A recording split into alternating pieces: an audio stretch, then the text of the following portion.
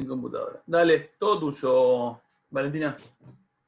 Bueno, bienvenidos y bienvenidas a todos a mi monografía. Voy a hablar un poco del surgimiento del nuevo hip hop en la década del 80 en los Estados Unidos, haciendo foco en cómo pasó de ser algo del Bronx y luego llegó hasta el resto de la ciudad y hasta el resto del mundo. Bueno, el objetivo de esta monografía es demostrar, haciendo foco en lo que es la música rap, cómo este género musical, como el rap, se convirtió en un género de música popular que abundó en los Estados Unidos, y también demostrar un poco la madurez que tuvo el género, reflejada en las temáticas de sus canciones, analizando un poco a la par el contexto social. Las fuentes utilizadas fueron libros como, por ejemplo, Generación Hip Hop, de Jeff Chang, que es un ensayo sobre el tema, documentales como Hip Hop Evolution, entrevistas a artistas y a profesionales del tema, y para corroborar la información de los libros y del documental se utilizaron también artículos de internet. Bueno, arrancando con la introducción, me gustaría primero compartirles una cita de Charlie Ahern, que es un director de películas de hip hop, que dice: uno no se limitaba a su propio barrio, sino que buscaba abarcar la ciudad entera. Era lo que se suponía que debíamos hacer también a toda la ciudad. Y es una frase que me gusta mucho, siento que resume bastante el objetivo de mi monografía y que va a tener relevancia a lo largo del trabajo. Bueno, ahora sí, arrancando con la introducción, voy a contar un poco que se podría decir que el fin de la primera etapa del hip hop fue cuando los tres raperos anónimos que pueden ver en pantalla ingresaron al estudio de Sylvia Robinson, que ella era una propietaria de un sello independiente de música, y grabaron un sencillo llamado Rapper's Delight, creando así a la par su propio grupo de hip hop llamado The Sugar Hill Gang. A raíz del éxito que tuvo este tema, se produjo un cambio bastante grande en la movida. La música, este tipo de música empezó a sonar por todos lados. De repente se podía ver, no sé, personas blancas escuchando música hip hop, bailando sus temas, y bueno, se lo consideró un poco como la muerte de un género de alguna manera, porque fue lo que, este éxito que tuvo la canción, lo que lo llevó a dejar de ser algo específico de barrios determinados o de comunidades determinadas, y pasó a, como que trascendió al Estados Unidos común. Sin embargo, lo que no sabía la gente es que esta no era la muerte de un género, sino que estaba todo lo contrario, por reinventarse, y solo necesitaba de un pequeño empujón para poder hacerse su camino hacia el resto de la ciudad y hacia el resto del mundo. Bueno, antes de hablar un poco de los 80, me gustaría un poco explicarles cómo era la situación del hip hop en los 70, el primer hip hop. Bueno, en Estados Unidos estaban muy de moda en ese momento las llamadas block parties, o fiestas callejeras, que se daban en un principio a fines de los 60 y durante todos los 70, con fines de celebrar el Día de la Independencia o fechas patrias en general, y se daban estas fiestas en el Bronx y eran montadas por aquellas personas que tuvieran conocidos o familiares que poseyeran equipos de sonido para pasar, como por ejemplo, como el caso de DJ Kool Herc, que es el hombre que está en la imagen de abajo, que tenía el padre que tenía estos equipos de sonido. Entonces fue así como los jóvenes del Bronx, que juntaba gente afroamericana, jamaiquinos, puertorriqueños, todos resididos en el Bronx, y estas fiestas funcionaban como una alternativa para aquellas personas a las que les costaba acceder a discotecas o a clubes nocturnos de la época. Y es en todo este ambiente algo mixto que surge el primer hip hop, que básicamente lo único que tenía como objetivo era la diversión y la distracción de la gente. En aquel entonces, en el Bronx particularmente, había muchos problemas relacionados con la violencia, con la pobreza.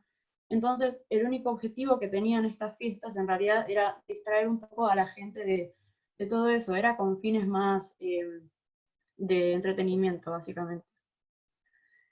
Bueno, pese a todo esto, como ya mencioné en la introducción, el éxito que tuvo Rapper's Delight generó bastantes cambios en la movida. Por ejemplo, que los DJs dejaron de ser el centro de atención y comenzó esta nueva era del rap independiente que involucró cosas, por ejemplo, en la imagen de arriba se puede ver un grupo de hip hop, y estos grupos así grandes, numerosos, se disolvieron, y los artistas empezaron a trabajar más como solistas, porque la gente estaba más interesada, no tanto en bailar, sino como el escuchar al rapero. Es como cobró mucha importancia la figura del rapero y todos los demás quedó un poco abajo. Además, bueno, con todo esto se terminó convirtiendo en cultura pop, ya que había gente de distintos ambientes que estaba escuchando esta música. Además, con el avance de la tecnología, lo cual trajo también un aceleramiento a las actividades, produjo algunos cambios en el sentido de que, por ejemplo, antes las canciones de hip hop llegaban a durar hasta 15 minutos y pasaron a durar solamente 3 minutos para que pudieran pasarse por la radio, por ejemplo. Bueno, ahora sí voy a hablar un poco de hip hop en los 80, y para esto voy a explicar un poco el contexto social y político. Bueno, en enero de 1981 asume Ronald Reagan la presidencia representando al Partido Republicano, que tenía ideas más neoliberales, y su mandato duró hasta 1989, ya que fue reelecto en noviembre de 1984. Así que básicamente todo lo que voy a contar a continuación se puede decir que ocurrió en un contexto Reagan, todo lo que fue los 80. Bueno, primero vamos a hablar un poco de la brutalidad policial, que era algo de bastante relevancia en aquel entonces, y que en realidad sigue siendo a día de hoy algo bastante relevante. A pesar de que ya para el 82, por ejemplo, se estaban rompiendo algunas barreras raciales, más que nada entre los jóvenes, es decir, no había ningún problema, había grupos muy eclécticos, muy diversos, se podían juntar gente de distintas razas a divertirse y todo eso. La realidad es que en 1982 también hubo un récord oficial relacionado con las quejas contra las conductas policiales.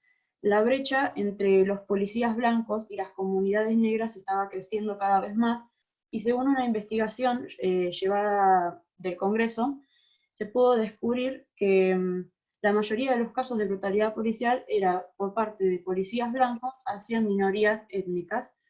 Y bueno, esto provocó un cansancio de la gente, y además se daba todo esto en un contexto de drogas, de la epidemia del crack, de la cual voy a hablar más adelante, muy desfavorable, ya que esto aumentaba las injusticias, porque muchas veces a muchas personas negras se las asociaba automáticamente con la delincuencia, cuando quizás nada que ver. Incluso fue tan así que llegaron a crear un perfil del delincuente promedio, creado por la misma policía, que dictaba las características que supuestamente tenían estos delincuentes. Por ejemplo, te decía el sexo, la vestimenta, la edad, y tenía todas las características para poder identificarlos. Fíjense que dice, por ejemplo, ocupación, estudiante, familia de nivel socioeconómico bajo, raza, negro, puertorriqueño, entre otros, en ese orden. Y bueno, era una manera como de identificar a estos delincuentes. Bueno, fue creado por la misma policía. Y bueno, estos temas se empezaron a poder ver reflejados en muchas canciones de rap de la época, por ejemplo en esta, que se llama Fuck the Police, que fue lanzada en 1986 y fue como una denuncia contra la policía. Además, este grupo, NWA, fue el creador de un subgénero llamado gangsta rap. Gangsta viene de gangster, que básicamente se relaciona con todo lo que es violencia, pandillas, criminalidad, y bueno, son todos temas que giran en torno a ese concepto. Voy a mostrarles a continuación un extracto de la canción, lo puse tanto en inglés como en español porque no pienso leerlo en inglés y para que se entienda más.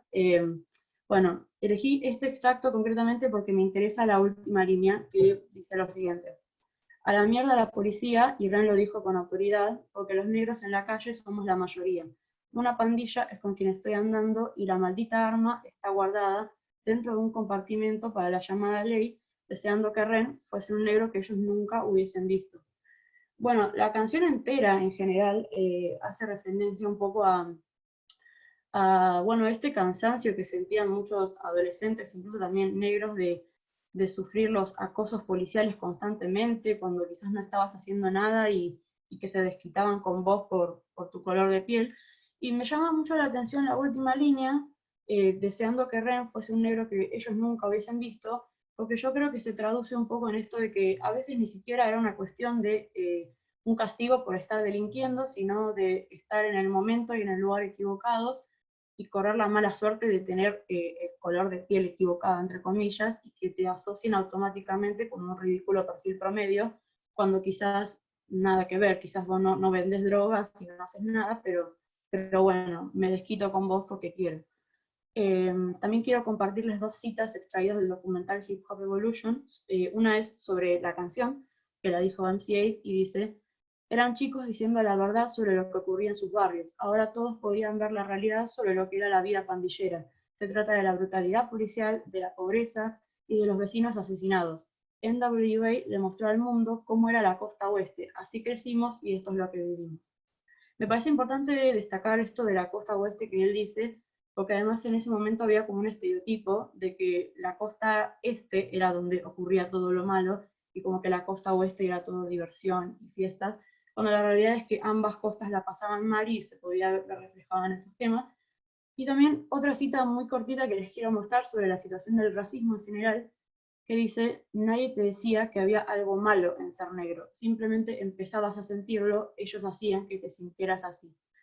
Y bueno, fue así como el gangsta rap se convirtió en la poesía negra por definición y en una manera de los jóvenes de expresar estas patologías que tenían dentro, y la canción es un emblema cultural muy importante para el movimiento.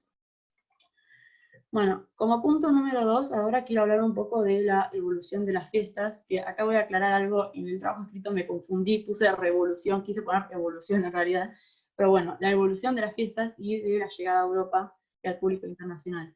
Para hablarles de todo esto, primero quiero contarles un poco sobre Lance Taylor, conocido como Afrika Bambaataa artísticamente, que es el hombre que pueden ver en la foto.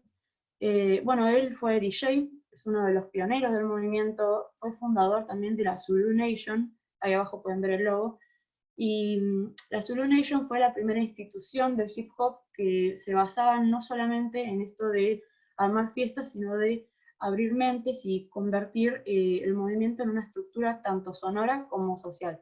También fue él el que predicó la idea de los 4 elementos del hip hop, que son graffiti, breakdance, rap y DJ, que es una alegoría a los 4 elementos de la naturaleza, realmente. Me gustaría destacar también que me gusta mucho esa foto que elegí, que es la misma de la carátula de mi monografía, porque siento que es una imagen que representa todo. Por ejemplo, se lo puede ver a él, que él es DJ, y atrás hay un graffiti, y abajo tiene como una radiocasetera, o como se llame, que la usaban mucho los bailarines de breakdance, y bueno, también para escuchar rap. Entonces siento que es como una imagen que engloba todo, y bueno, esa es la explicación. Voy a hablarles un poco también de... Es una canción que compuso él. Esta canción fue sacada en abril de 1982 y planteaba una visión hipnótica y un poco utópica de un planeta unido por un mismo sentimiento, sin importar las características de cada uno, la sociología, la raza, la ideología. Y era algo muy diferente a todo lo que venía saliendo del Bronx en aquel entonces. Entonces, bueno, lo que tuvo esta canción, a diferencia de otras que fueron conocidas también, fue que tuvo un impacto universal. Digamos que con esta canción el hip hop dejó de ser un género meramente urbano y pasó a tener un público internacional. Ya para esa época se podían empezar a escuchar los primeros covers de gente europea, por ejemplo, haciendo covers de estas canciones. Y bueno, fue tan así el éxito que incluso en 1983 y también siguiendo en el 84 se hizo una gira internacional por Europa. Por ejemplo, en la imagen de abajo se puede ver una imagen de un grupo de hip hop en Alemania. Y bueno, también fue como un llamado de atención al público y a las discográficas, porque la gente le empezó a exigir más a los artistas este tipo de canciones, ¿no? Como que ya cada vez más estaban limitando un poco más a los artistas, como diciendo, quiero escuchar más temas como este. Y bueno, eso. Sin embargo, lamentablemente, más allá de la situación dentro de los clubes nocturnos y de la diversión, la realidad es que durante esta época hubo una recesión económica que había traído el aumento del nivel de desempleo, una de las cifras más altas de Estados Unidos, ya que, por ejemplo, había 30 millones de personas que no conseguían trabajo. La tasa de desocupación de la comunidad negra, por ejemplo, por otro lado, había llegado al 22%. En 1983 había un 36% de afroamericanos debajo de la línea de pobreza, que era el porcentaje más alto visto en 25 años. Y la situación para los jóvenes era todavía peor, ya que solamente 1 de cada 5 adolescentes y 1 de cada 10 en comunidades negras conseguían trabajo. Eran los niveles más bajos de empleo juvenil vistos en todo el país. Por ende, bueno, con toda esta situación, cuando caía la noche, los DJs trataban de más o menos levantar el ánimo a la gente, escuchando música divertida, pero la realidad es que siempre la noche desembocaba en otra mañana en la Norteamérica de Reagan, que ofrecía un panorama cada vez más deprimente. En 1982, en noviembre de 1982, fue lanzado un tema que se titula The Message, por Grandmaster Flash y The Furious Five, y era una canción que básicamente hablaba de ese estado de shock en el que se encontraba la gente cuando salía de bailar y se tenían que encontrar con ese Estados Unidos. Fue una de las canciones más importantes del movimiento, y además se podía ver acá también la responsabilidad y la seriedad artística que comenzaban a tener los raperos, esta cosa de decir, bueno, estamos en un contexto de fiesta, pero vamos a dejar un mensaje importante. Y además trajo consecuencias comerciales, como por ejemplo la importancia del público internacional, los abogados, los ejecutivos, los sellos discográficos, y ya empezaba a acercarse un poco toda esa parte comercial.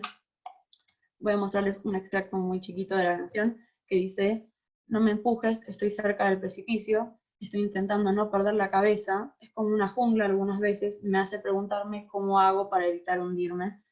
Y bueno, habla un poco de ese estado de shock que se encontraba la gente cuando salían, ¿no? Y de que todos estaban pasando lo mismo.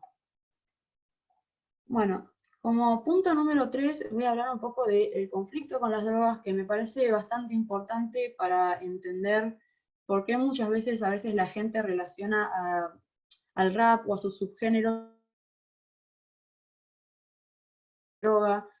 Bueno, yo hablando particularmente del contexto de Estados Unidos, se puede sacar que, por ejemplo, cada vez había más emprendedores a finales de los 70, emprendedores de distintos países encima, incluido gente de Latinoamérica, que se estaban sumando a las redes de tráfico, y que estas redes de tráfico estaban promocionando las drogas como la marihuana y la cocaína como drogas de alto nivel y como drogas de moda. Además, la producción y distribución tuvo una gran eficacia, ya que se podía ver esto reflejado en los precios. Por ejemplo, a principios de los 70, los neoyorquinos más adinerados eran los que podían acceder a la cocaína, que costaba como $1000, y ya para los 80, 10 años después, salía solamente $100, por ejemplo, la onza de cocaína, es decir, más o menos $3 el gramo. Y cada vez más gente consumía. Entonces, bueno, fue una epidemia todo esto que ocurrió. La gente consumía cocaína y derivados, como por ejemplo la base libre o el crack. Y además, bueno, con toda esta situación empeoró la situación en las calles y bajó mucho la calidad de vida de los barrios. La gente hacía lo que sea con tal de conseguir la droga. Robaban, asaltaban, muchas mujeres se empezaron a prostituir para poder conseguir droga. Y, y bueno, básicamente estaba todo mal. Y bueno, en 1985 aparece un rapero más underground llamado 2DT, que en ese año lanza una canción llamada Batarram. El Batarram era el vehículo utilizado por la policía de Los Ángeles para meterse en la casa donde, para forzar la entrada en las casas donde se vendía droga. Y bueno, esta canción que él sacó contaba como una historia, y la verdad que hablaba de una situación bastante real en ese contexto bastante caótico, y fue tan así que incluso él lo grabó en un estudio casero, por ende no tenía mucha calidad, y le ofrecieron volver a grabarlo en un estudio de mejor calidad para que el mensaje pudiera llegar a todo el país, como diciendo, miren en qué situación estamos. Les muestro, bueno, un extracto que, como les dije, cuenta la historia de un hombre, y dice lo siguiente: Estaba en mi casa a punto de cenar, tuve un día complicado en el trabajo y mi día iba empeorando, mis hijos miraban la televisión, mi esposa se preparaba para irse, pero ni bien abrió la puerta se vio una llamarada, era un policía encubierto, estaba parado ahí. Así que ella me dijo, espera a ver quién este hombre puede ser, y cuando fui a ver creí que era una equivocación, ya que seguía rogándome que le vendiera drogas. Y bueno, habla un poco del sonido, del Batter Ram, que hacía un sonido bastante fuerte, y de cómo cruzaba por las calles, y bueno, todo este conflicto que había, como, y bueno, yo creo que lo que quiso hacer Toddy es decir cómo llegamos a todo esto de que la gente tiene una desesperación por consumir. Punto número 4, quiero hablar un poco también sobre la edad dorada del hip hop, que es un periodo comprendido entre 1987 y mediados de los 90. Y para hablar de esto voy a mencionarles un poco a Lawrence Parker, conocido como KRS-One. Es uno de los raperos más importantes de la historia, es autor de The Gospel of Hip Hop, que es otro de los libros que usé para el trabajo. También él fue creador de The Temple of Hip Hop, que es otra institución que básicamente se dedica a mantener la cultura y a fomentarla, libre de clichés y estereotipos, utilizando el hip hop como una herramienta de construcción social, y que incluso en mayo de 2001 fue aceptada por la UNESCO como institución, que es la Organización de las Naciones Unidas de la Educación, la Cultura, la Ciencia y eso. Este hombre creó junto con Scott La Rock su propio grupo de rap denominado Boogie Down Productions, y con respecto a este chico Scott, quiero contar también que él había tenido diferencias con un grupo de pandilleros y había querido ir a arreglar sus diferencias, a dejar de pelearse, pero cuando llegó al lugar, uno de ellos le disparó y murió horas después en el hospital. Y esto fue una situación que a KRS lo afectó, ya que él no quería que la gente se quedara con una imagen errónea de lo que era el movimiento hip hop. Entonces sintió la necesidad de hacer algo al respecto, y fue así como creó el Stop the Violence Movement, que fue creado en 1988. Él creía que el hip hop era paz, amor, unión y diversión, y que no era naturalmente violento. Quería derribar justamente esos estereotipos de rapero malo, de rapero violento, y bueno, creó este movimiento junto con raperos de la costa este que se reunieron y que querían transmitir el mismo mensaje, y grabaron un sencillo llamado Self-Destruction, en el cual se recaudaron $100.000 para la National Urban League, que era es una organización que lucha por los derechos civiles de las comunidades afroamericanas en la ciudad de Nueva York. Les muestro también, bueno, otro extracto chiquito que dice, por ejemplo, la violencia en el rap debe cesar si queremos evolucionar a otro nivel. Debemos tomar el control e identificar lo que está mal, la oposición es débil y el rap es cada vez más fuerte. Quiero hacer como un parate acá para hablar un poco de en qué difieren las protestas, por ejemplo, de NWA y de KRS. Bueno, digamos que ambas formas de protesta son igual de válidas, pero en lo que difiere no es tanto en el mensaje, sino en la forma en la que se dice.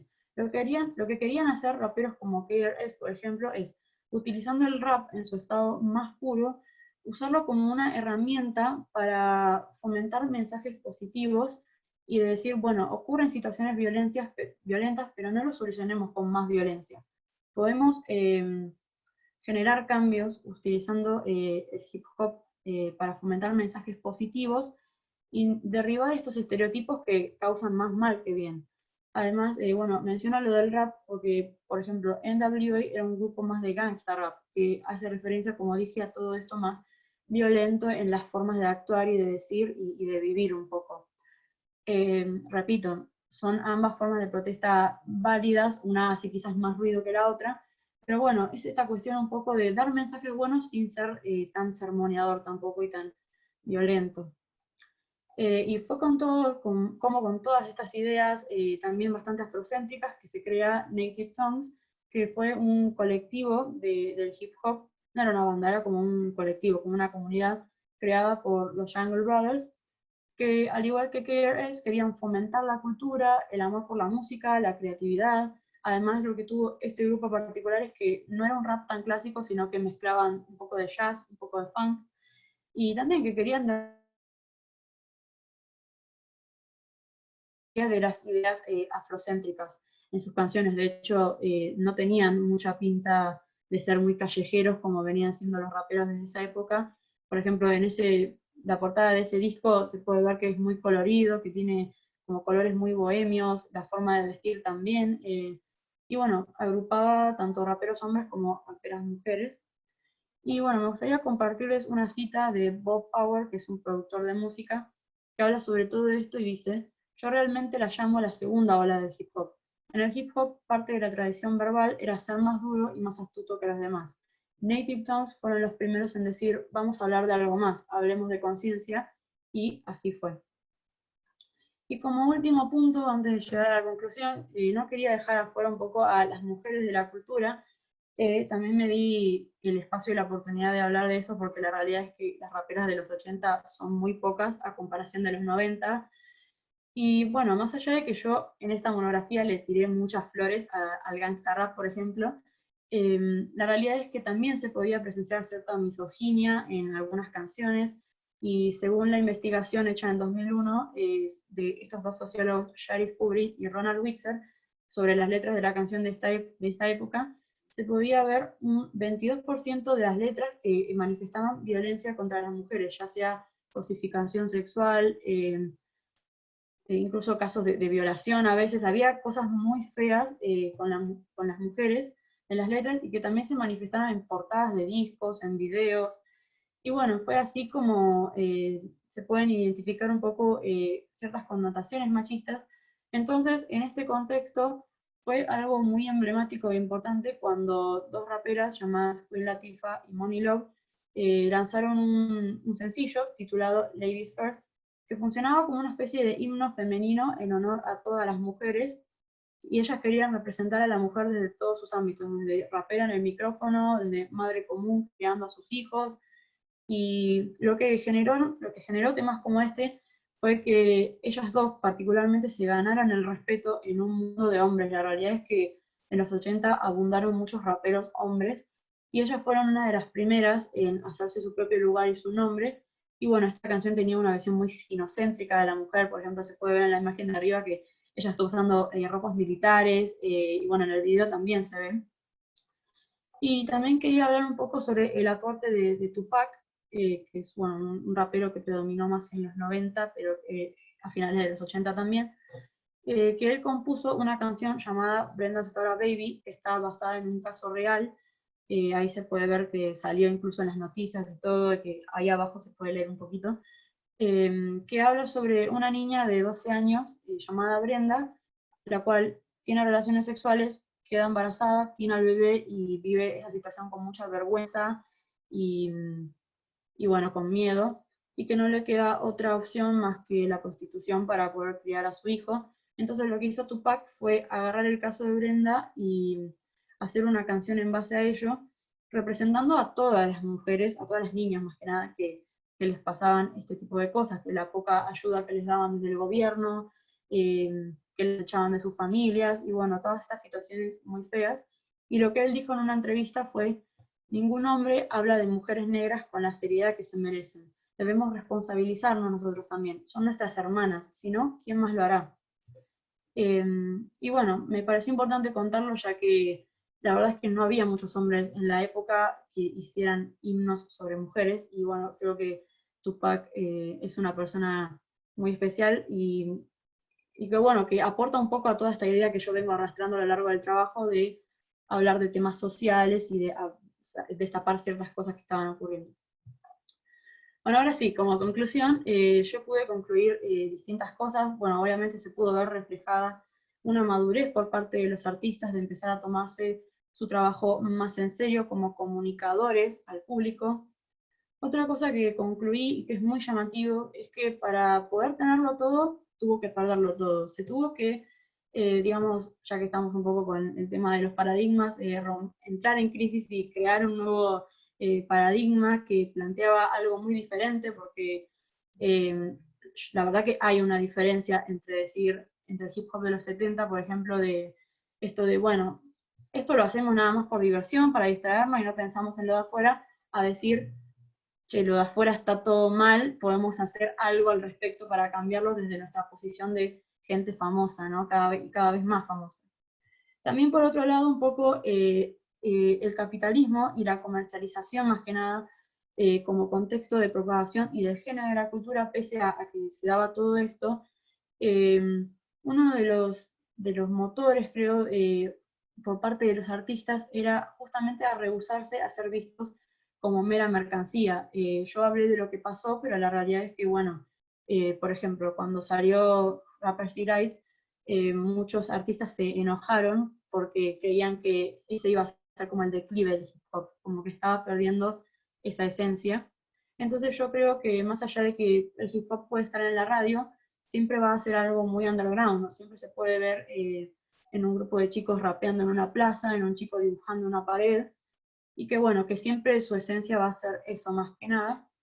Y por último punto, hablar un poco de la constante evolución y renovación que tuvo el género, que muchos artistas de la vieja escuela lo dicen constantemente en entrevistas, que vos antes tenías que tener determinadas características para ser un rapero, por ejemplo, y que hoy en día no, que hoy en día si sos un chico blanco de clase media y te gusta el rap, podés hacer rap y mereces ser escuchado, y bueno, aceptar un poco esta metamorfosis que tuvo el género, y que como también, pese a ser como un movimiento contracultural y una vanguardia artística, no tiene por qué seguir ciertas reglas, ¿no? Como se va amoldando a los distintos lugares y momentos. Y bueno, lo que impulsó a que el hip hop le pase esto en los 80 fue el gobierno de Reagan, básicamente, y bueno, todo lo que ocurría en él. Y bueno, como última cosa quería mostrarles una cita que resume el hip hop desde todos sus ámbitos sociales, que es de Gastón Franchini, un editor argentino, que dice: ¿pero qué es el hip hop? Los antropólogos hablarían del pasaje de la violencia a la cultura, los sociólogos de un espacio político de reconocimiento, los psicólogos de una forma del deseo, y como tal huidizo a las definiciones que lo cosifiquen. Dicho todo esto, muchas gracias, espero que les haya gustado. Aplausos virtuales. Bien, Compartime, bravo. porfa. Ahí está. Así ya me quedo con esto. Bien, bien. Me encanta sacar y ver que hay manitos virtuales. No sé por qué.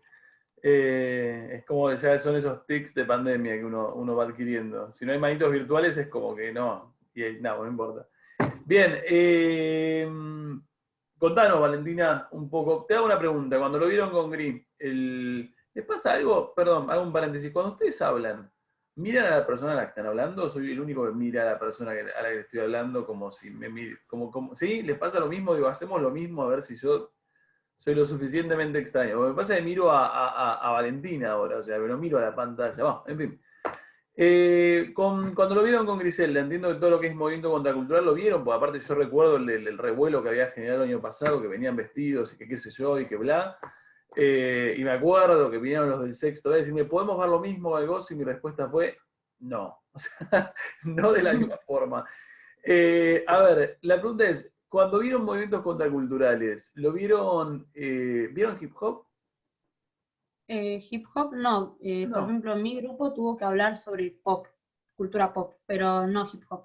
Bien, ¿y de dónde salió como tu interés por hip hop desde el punto de vista del movimiento contracultural, no?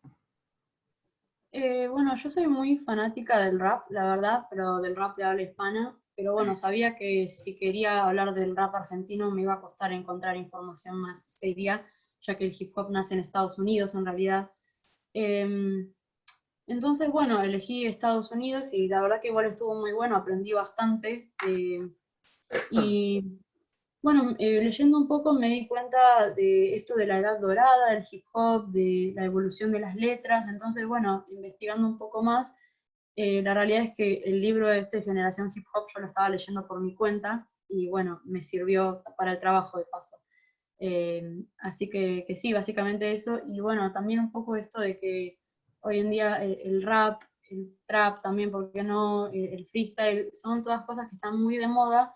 Entonces también aproveché esta oportunidad para hablar un poco sobre los orígenes de la cultura, porque es una cultura muy linda, muy creativa, que nace de personas que muchos de ellos no tenían nada y con cero cosas consiguieron un montón y hoy en día comen de eso y viven de eso. Entonces es algo que me apasiona mucho, la verdad. Espero haberlo podido transmitir. Sí, Y bueno, básicamente eso, para que informar un se poco notó que más. sabías, Valentina. Eso es lo que me pasó, digo, porque incluso en una diapositiva que tiene por ahí, por momentos era bastante esquemática, claramente vos lo utilizabas como disparador y seguías explicando vos por tu cuenta, y es un poco eso lo que uno busca, ¿no? De una diapositiva, no un resumen textual del texto, porque perdería la Claro. lógica de diapositiva. Sí, Eh, y también por sí, eso, tanto en el trabajo escrito como en las diapositivas, puse muchas citas, quizás abusé un poco de las citas porque me parece que quizás si lo digo yo no tiene tanto peso como si lo dice un artista, que es el que lo vive, y bueno, también un poco por eso usé muchas citas. sí, coincido, tenés muchas citas, pero son muchas citas correctas. Incluso cuando vos, un poco recupero lo que Estelita decía en una presentación o en alguna de las presentaciones anteriores, no solamente son correctas, sino que en realidad también están como correctamente ubicadas en el sentido que vos citás, pero demostrás quién lo dijo. En tu caso particular, yo lo he visto con Norma Zappa, lo he visto con imagen, está buenísimo ver la persona que lo dijo. Cuando uno empieza como a humanizar la cita y te das cuenta que hay una persona que dijo esto y dices, qué copado. En ese sentido me parece que fue un acierto. Yo te voy a decir un par de observaciones sobre el trabajo escrito. A mí me parece que es un trabajo muy logrado y sos alguien muy parecido al caso de Antonella, que fue hace recién su defensa. Digo, me parece que sos alguien que sigue muy bien lo que tiene que ver con marcaciones como de corrección. Estamos, digo, porque te marqué un montón de cosas a lo largo de las diferentes entregas y te fuiste como sacando las dudas y ahí, al principio había un montón de lío y era, no sé, de estructuras, de cómo, y me parece que a medida que fuimos como encontrándole la vuelta, nada, estuvo bueno, el resultado es muy, muy positivo. Yo en lo particular tengo alguna que otra apartadito donde por ahí podría ser mejorada la cuestión de conexión de apartados, pero es como ya ir como muy a lo finito. Yo le mejoraría el título, no te voy a mentir, me parece que el título podría ser mejor. Sí agradezco muchísimo que te hayas detenido a explicar en la presentación el criterio de selección de la foto. Por el criterio de selección de la foto, a mí en su momento me pareció una foto pobre para lo que estabas queriendo decir, pero cuando escuché la explicación que hiciste y te detuviste muy, muy correctamente, dije, va, bien, bien. Y de repente se me ocurre pensar que cuando miraba hacer un poco la parte de bibliografía, lo que encontraba es que por ahí hay un par de textos que vos los citás de manera física, por decirlo de una forma, que se te pierden en la bibliografía, que entiendo que los citaste de manera, no me puse a tocar cada uno de los links, pero si vos lo citaste de manera física en las notas del pie de página, lo podés citar de manera física en la bibliografía, porque quiere decir que tenés todos los datos para poder citarlo de manera física. Yo siempre digo, esto que nosotros tenemos es un soporte digital, pero que esté digitalmente no quiere decir que ustedes no puedan citarlo con todos los datos como si fuese un formato, ¿no?, en vivo y en directo y lo tenés en la mano, digo, porque cuando tenés todos los datos podés darte el lujo, nada más que la única diferencia la estás leyendo por la pantalla. Entonces, por ahí hay un par de citas bibliográficas que tenés hechas al pie de página que no se corresponden con la ausencia de ese tipo, de esa misma bibliografía, pero al final de todo. Pero, Claro, repito, estoy hilando fino. Estoy hilando sí. fino porque amerita hilar fino cuando el trabajo está bien hecho. Sí, la Eh, verdad que igual me hago cargo, o sea, cité muy mal cuando terminé cuando entregué el trabajo, que ya estaba como medio desbordada, como que después lo volví a leer y dije, no, cité re mal en un montón Algunas cosas tienen, de sí, coincido, aspectos. pero a ver, al fin y al cabo la cita es algo muy aburrido de hacer, yo lo dije en el momento, me va a matar Estela por ahí, es algo muy aburrido de hacer, sobre todo si uno lo deja hacia el final, es muy tedioso porque es todo junto, y la realidad es que a mí me queda, a ver, si citaste mal, que es verdad que algunas cosas están mal citadas, eventualmente te vas con el conocimiento de saber lo que es una cita. Estamos, de que es una cita, de que tenés que hacerlo y que eventualmente es algo a perfeccionar. A ver, eventualmente no lo tendrás perfecto en todos los casos, pero lo tendrás que tener perfecto de acá el año que viene. Vamos, o sea, para alguna que otra materia que se vuelva un poco más vueltera al momento de lo que te pidan, ¿no? Pero repito, estamos hilando muy fino en un trabajo que para mí está bien hecho. Y lo que sí se me ocurre decirte, pero también es verdad que estabas como defendiendo la cuestión de lo audiovisual. A mí me cuesta un poco cuando uno trabaja con música no poder escucharla. O sea, algún momentito de la defensa donde vos digas, por eso me sorprendió que me dijeras que no habías laburado con algo audiovisual para la defensa. A ver, por ahí no lo entendemos, porque convengamos que el rap no es muy transparente y Y por ahí después de eso, a ver, ¿por qué no poner las partes como de las citas y como tu traducción, que me parece que estuvo muy lograda? Pero nada, cuando uno escucha, a ver, cuando es un trabajo que gira en torno a música, yo soy de los que deseo escuchar un toque de esa música, porque no la conocemos, básicamente. O sea, yo no la conozco, no sé si el resto la conoce, pero yo, muy de rap, la verdad que no soy. Pero repito, más allá de estas observaciones, la verdad que es un trabajo logradísimo. Esteli, vos que cada vez que estás te habilito a que digas, tenés 3 minutos. Eh, una palabra, orgullo. Porque la escuché en cuarto y hoy escucho una mujer que está segura y que me gusta que empiece a estar segura de lo que sabe y de cuánto sabe. Coincido con Lucho solamente en el detalle de la música. Me parecieron las citas bellísimas, la cita de cierre, un lujo. Me gusta cuando un trabajo puede ser polifacético, historia, sociología, psicología, y algo de filosofía de vida, porque es muy humano haberte dedicado a una franja de la vida y de la historia de Estados Unidos que creo que nos duele a todas las minorías. Estoy muy orgullosa de vos, muy orgullosa. Una alumna brillante, muy humilde, humilde pero no por sencilla, pero quisiera que te la creyeras más, porque tenés una capacidad, hoy es impresionante, el salto es abismal de cuarto a Aparte, sexto. hoy estamos hablando de una alumna que siempre está presente en todas las clases y que por ahí nunca la escuchamos hablar. Y yo dije, a ver qué va a pasar el momento que tenga que bancarse 30 minutos sola. Y la verdad que lo hizo. Pero puede 30, puede 50, puede 90, puede más, muchísimo más. Los conectores, la seguridad, convencida Coincido. hasta de que te guste el hip hop. O sea, y me encantó aquello de ponerle esto de es una nueva vanguardia, Sí, de hecho ¿sí? yo lo anoté porque era algo Me que tenía pensado fascinó. preguntarle en función de la cuestión de, me gustó que lo relacionara con, a ver, que aplicara la lógica de cortes de paradigmas, pero pensado en este caso a la música. Me parece que aplicaba perfecto. Yo cuando dijo ahí cruzo con la materia dije no lo cruces, no lo cruces, no lo cruces, no te metas, pero cuando escuché lo que decía dije bien, se metió bien, respiré y seguí de largo. Sí, tenía sentido lo que estabas diciendo. Bien, a ver, pará, vuelvo silencio, Estela.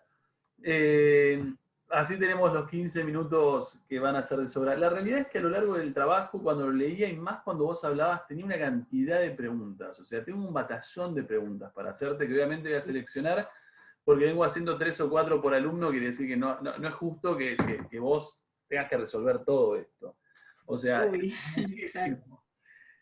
A ver, se me ocurre pensar, y te lo voy a hacer amplio, porque en realidad yo lo vi desde un montón de lugares, pero por ahí te repito, te hago la pregunta ampliamente para ver hacia dónde corres vos. Eh, ¿Podrías cruzar el razonamiento o algunas cuestiones informativas de tu trabajo con lo que plantea Thompson? Esta pregunta ya la hicimos, pero en este caso aplica para vos. O sea, con el razonamiento, a ver, con lo que implicaría la concepción de Thompson de clase. ¿Lo encontrarías el punto de contacto con la música, con tu tema monográfico? ¿Sabés qué? Yo leí otra vez el texto de Thompson y la verdad, o sea, te soy completamente honesta, no encuentro mucha relación. Yo sé que en el trabajo escrito hablé de la clase media también, un poco como para explicar esto de que en realidad el racismo lo sufría la clase media trabajadora y la clase baja, no solamente los que vivían en el Bronx o en el Harlem o ese tipo de barrios. Exacto. Pero no sé, siento que no me metí tan ahondado en esa cuestión Sí. tampoco. Mira, yo te voy a contar, está bueno que seas honesta, yo te voy como a reformular. Por ejemplo, cuando vos hablas de esa primera etapa de lo que es el rap y hablas de, lo anoté por acá mientras lo decías para que no se me pierda, hablas de, no lo encuentro, que les costaba acceder a clubes de la época. Vamos, o sea, este primer rap como que algo que les costaba por una cuestión racial, hasta económica, les costaba ese acceso a clubes que eventualmente son un poco más caros y que implicaban un cierto nivel económico. Eso tiene que ver un poco con Thompson. A ver, no digo que Thompson esté laburando con esto. Estoy diciendo que en realidad la concepción de Thompson de clase tiene que ver con una necesidad o una perspectiva un poco hasta, te diría, cotidiana y cultural de cómo se conforma una clase. En ese primer momento, por ahí, en ese primer rap como muy subalterno, vos te das cuenta que ellos van creando, van creando como espacios de sociabilidad. Vos no podías acceder a esos clubes si eventualmente formabas parte de esos lugares como un poco más populares. O sea, se me ocurre decirlo así. Incluso, No, pero sí, ahí estoy tenés razón. dando, ¿cómo? No, que sí, tenés razón, la verdad no se me ocurrió pensarlo así porque como que yo leía a Thompson y leía la palabra Marx y decía, no sé si me va a preguntar algo No, es que en relacionado realidad con esto, difícilmente pero te preguntara de Marx, pero sí de Thompson. Me parece que tiene una cuestión como muy cultural, o sea, esta idea como identidad compartida, producto también de una vivencia, en este caso, de pobreza y de miseria. Incluso en un momento, pero ahí ya estoy afinando un montón, en un momento hablas en el apartado de las drogas, decís que los neoyorquinos, estás hablando específicamente de la cocaína, hablabas de los 70 y como de estos neoyorquinos adinerados que consumían cocaína, mientras el resto de los que se drogaban eventualmente lo que hacen es consumir, bueno, creo que este crack y un par de polvizos mezclados de muy mala calidad, sería básicamente el mensaje, claro. ¿no? Digo, y en ese también consumir droga, que obviamente uno decía, bueno, consumir droga te va. A ver, bueno, eventualmente si sos un drogadicto y sos de bajos recursos, querrías, y estoy hipotetizando, porque la verdad que no lo sé, digo, querrías drogarte con cosas de calidad. O sea, Claro. y en ese no tener acceso a esas cosas de calidad porque no tenés los recursos, a vos constantemente tu momento de drogadicción te recuerda que sos un pobre. ¿Se entiende lo que estoy diciendo? O sea, pero Sí. es afinarlo. O sea, la verdad que es afinarlo un montón, digo, pero en lo que es el origen de esa primera parte como un poco más social del rap, me parece que sí tenés un Thompson a full ahí. O sea, cosas que el marxismo original clásico ni se preocuparía. Eh, bueno, ¿lo entendiste? Sí, sí, lo entendí y la verdad que sí, visto así tenés razón, la verdad que No sé si como tengo que razón, volví pero a lo leer un estamos poco. tironeando igual, así que siempre estamos tironeando para que parezca que se pueda hacer la relación. Segundo, te relajo un poco para que entiendo que esta la vas a sacar rapidísimo. Relacioname con lo que sería Escuela Francesana. ¿Cuáles son los aportes de esa escuela que vos podrías identificar en tu trabajo? Yo creo que se puede ver un enfoque más interdisciplinario porque es un poco la cuestión artística que se puede ver reflejado, como en la cita que les mostré al final, de esto de cómo lo define un antropólogo, un sociólogo, un psicólogo, y bueno, distintas ramas, o como dijo Estelita, la parte más filosófica. Y yo creo que se puede generar distintos aportes desde distintas ciencias sobre lo que es el hip hop. O sea, yo creo que es algo interdisciplinario y que en el caso mío particular también hablé un poco de, en el trabajo escrito lo hablé más, pero hablé un poco de la cuestión económica también, incluso que eso influía. Así que yo lo relaciono con eso, con Sí, interdisciplinario. coincido. Coincido. Incluso si quisieras, el tipo de fuentes también sería como muy de escuela francesa, ¿no? Esta idea de fuentes como muy poco tradicionales, por decirlo de alguna manera. En tanto, la mayor parte del trabajo es música y, bueno, imágenes también, hay mucho también como visual. Eh, a ver, esta es una pregunta nueva que me surgió mientras hablabas. Si Si pensáramos a esto como a este recorrido de diferentes momentos del hip hop como bueno, sí, enfoques de vanguardias o rompimientos de un paradigma por otro y bla, bla, bla. ¿Ubicarías aportes, por ejemplo, de lo que uno definía como revisionismo?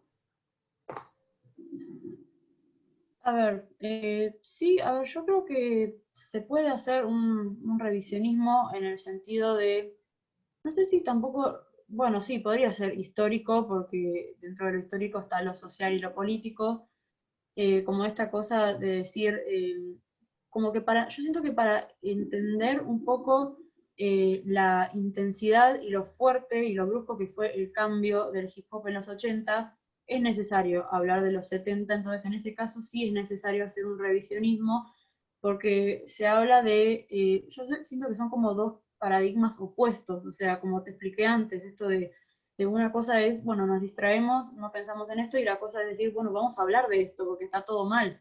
Entonces yo siento Sí. que el revisionismo sí se puede hacer desde ese lado. Y por ejemplo, si lo pensáramos desde el punto de vista del género, de género no musical, género a nivel sexual, ¿no?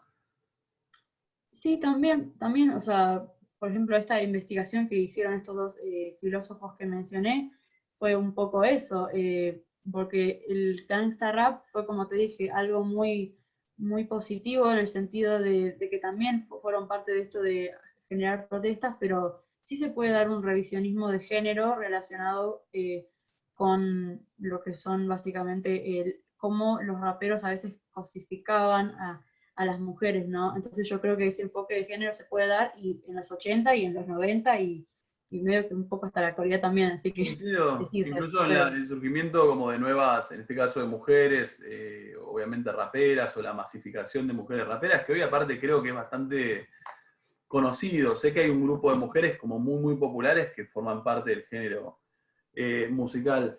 Se me ocurría preguntarte, pero lo vamos a dejar, pero por lo menos para plantearlo, se me ocurría incluso preguntarte desde el punto de vista del giro como de colonial, digo, porque hay una parte donde vos hablás de, se me fue el nombre, eh, se me fue el nombre, pero básicamente hay uno que como, es más, lo anoté, ideas afrocentristas, o sea, cuando vos girás en este caso y empezás a explicar nada, desde el ser, desde el orgullo de ser en este caso descendiente africano, ¿no? O sea, que es algo irreal para, bueno, sobre todo esto que decía Estela hace rato, ¿no? Esta idea de una minoría que ha sufrido un montón y que les han dicho hasta el cansancio lo malos que son, los salvajes que son, los poco civilizados, bla, bla, bla. Pero la parte de género me queda más que bien.